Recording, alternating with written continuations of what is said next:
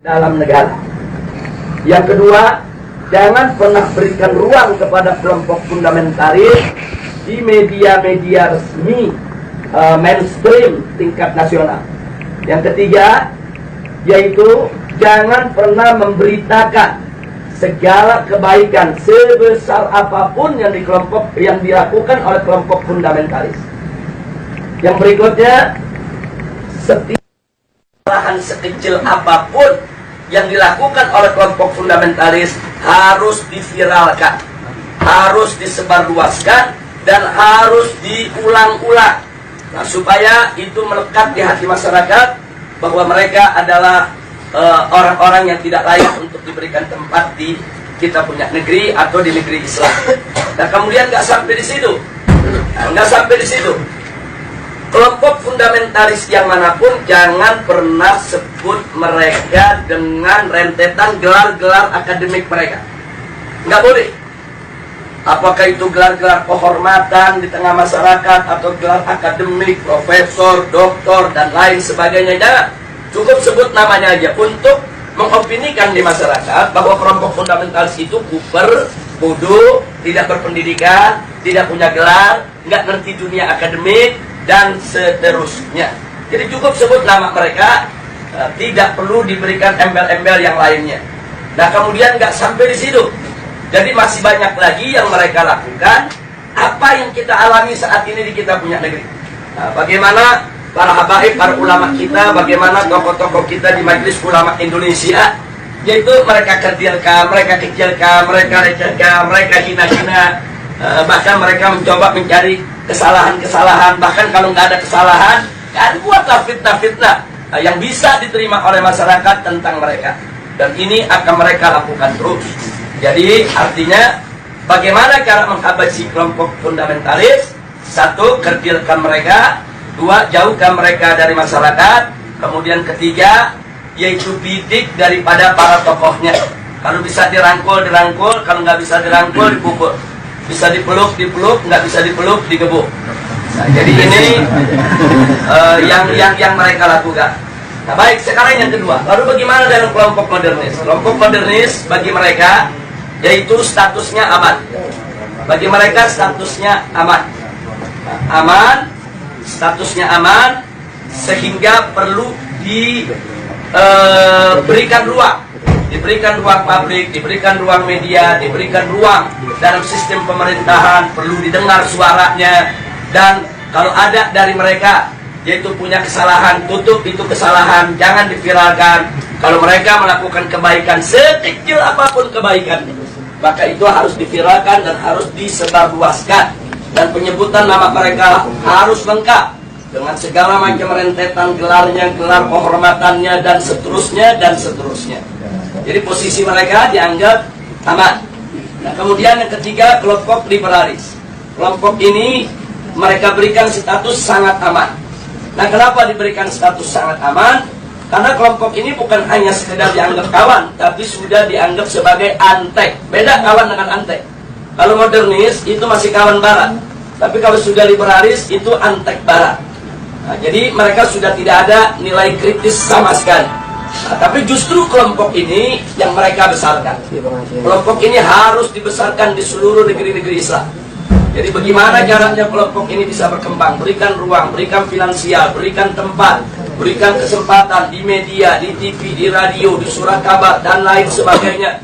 Kemudian pendapat-pendapat mereka viralkan, seolah-olah itu merupakan pendapat daripada masyarakat Islam internasional, dan seterusnya. Dan libatkan mereka, undang mereka kalau ada konferensi-konferensi internasional di mana saja, untuk lebih memantapkan posisi mereka di tengah masyarakat. Dan kalau mereka punya kejelekan, sejelek apapun, sebesar apapun, yaitu supaya disembunyikan. Jadi jangan kaget kalau tokoh-tokoh liberal di Indonesia ada di antara mereka yang menghamili sekretarisnya, yang memperkosa pegawainya, tidak pernah muncul di media.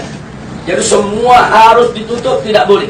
Tapi kalau mereka melakukan kebaikan sekecil apapun, maka kebaikan itu harus terus, yaitu dieksplorasi, untuk kemudian diviralkan, disebarluaskan ke mana-mana. Nah, ini maka itu disebut ini kelompok status sangat aman. Yang terakhir, yang tradisionalis, kelompok ini masih diberikan status waspada. Loh, kenapa dikatakan waspada? Sebab kelompok ini walaupun mereka bukan fundamentalis, tapi memiliki 3 ciri yang sama dengan fundamentalis. Sehingga kelompok ini harus diwaspadai. Kalau kelompok ini tidak dijaga, maka nanti kelompok ini setiap saat bisa berubah menjadi fundamentalis. Nah, maka itu usul mereka, kelompok yang keempat ini dijaga. Nah, maksudnya dijaga bagaimana? Satu, jangan kasih mereka berdekatan dengan kelompok fundamentalis. Sebab kalau kelompok tradisionalis dengan kelompok fundamentalis duduk bareng satu meja, satu kursi, mereka diskusi, maka kelompok tradisionalis berpotensi besar untuk berubah menjadi fundamentalis. Karena perbedaan mereka cuma sedikit, perbedaan definisi ta'rif ad-demokratiyah. Itu aja yang mereka berbeda. Tapi dalam soal dukungan terhadap tatbikus syariah, dukungan terhadap igamatul khilafah, dukungan terhadap sikap kritis terhadap barat, sama. Nggak ada beda antara fundamentalis dengan tradisionalis. Mereka hanya berbeda di dalam mendefinisikan demokrasi. Yang satu mendefinisikan ya demokrasi bertentangan dengan hukum Allah sehingga harus ditangkal sama sekali. Yang satu lagi melihat bahwa demokrasi itu hanya satu cara yang kalau dibawa ke dalam ajaran Islam dia bisa islami, kalau tidak, kalau dikeluarkan dari ajaran Islam dia bisa bertentangan dengan ajaran Islam. Hanya ini saja berbeda. Nah, kalau mereka duduk bareng diskusi, maka kelompok tradisionalis berpotensi besar berubah menjadi fundamentalis menurut mereka, menurut Rand Corporation. Maka itu fundamentalis dan tradisionalis tidak boleh bersentuhan, harus dijauhkan, bahkan harus diadu domba. Nah, ini yang terjadi di Indonesia saat ini. Bagaimana supaya dua kelompok ini diadu domba? Nah, kenapa ini yang harus diadu domba? Karena kelompok fundamentalis dan tradisionalis ini yang pengikutnya paling banyak. Kalau yang namanya modernis, kelompoknya tidak seberapa. Modernis dalam pengertian Rand Corporation. Apalagi liberalis. Mereka nggak seberapa. Mereka punya basis massa. Kita bicara basis massa akar rumput. Nah, yang memiliki basis massa akar rumput yang sangat kuat hanya kelompok fundamentalis dan kelompok tradisionalis.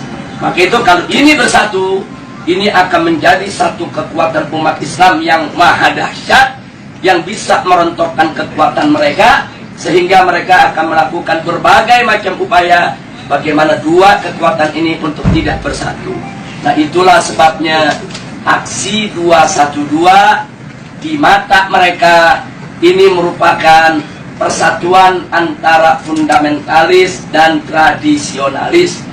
Dan mereka sangat panik, mereka sangat kalap, karena yang masuk dalam aksi 212 itu dari semua elemen umat Islam.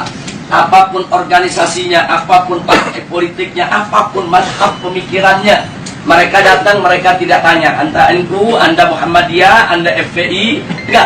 Mereka nggak nanya Anda P3, Anda PKS, Anda PKB, enggak. Mereka nggak nanya. Mereka nggak nanya mazhab, Anda Syafi'i, Anda Hambali, Anda enggak.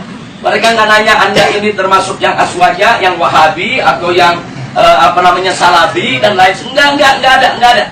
Mereka hanya tahu Anda Muslim, saya Muslim, kita datang untuk bela Islam. Justru ini yang menakutkan musuh. Nah, karena ini membuat mereka panik dan mereka kalah. Akhirnya semua tokoh-tokoh yang terlibat dalam aksi 212 mereka kriminalisasi. Sebagian ada yang dimakarisasi, sebagian ada yang diterorisasi, sebagian ada yang dikriminalisasi.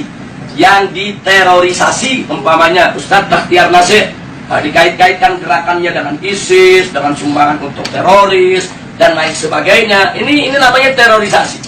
Nah, sedangkan makarisasi seperti Kiai Khattab, Muhammad Al-Khattab yang saat ini ditahan dan dipenjara. Nah, ini dikait-kaitkan dengan inilah gembong yang membuat makar, inilah yang ingin menggulingkan pemerintah dan lain sebagainya. Ini namanya makarisasi. Nah, sedangkan kriminalisasi, aneka ragam tindak yang dianggap pidana itu dinisbahkan kepada para aktivis kita.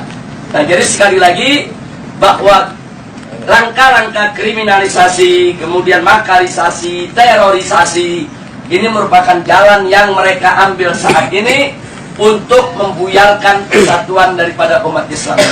Maka itu saya minta kepada segenap umat Islam, khususnya kepada tolabah yang ada di Madinah ini, khususnya secara istimewa adalah antum semua, baik mukimin maupun pekerja dan lain sebagainya. Yuk kita rapatkan barisan, dan yuk mari sama-sama kita aktif di dalam perang politik. Jadi jangan pernah kita lalai. Jadi jangan lupa, ini handphone yang Anda pegang ini di zaman sekarang bisa menjadi senjata yang luar biasa.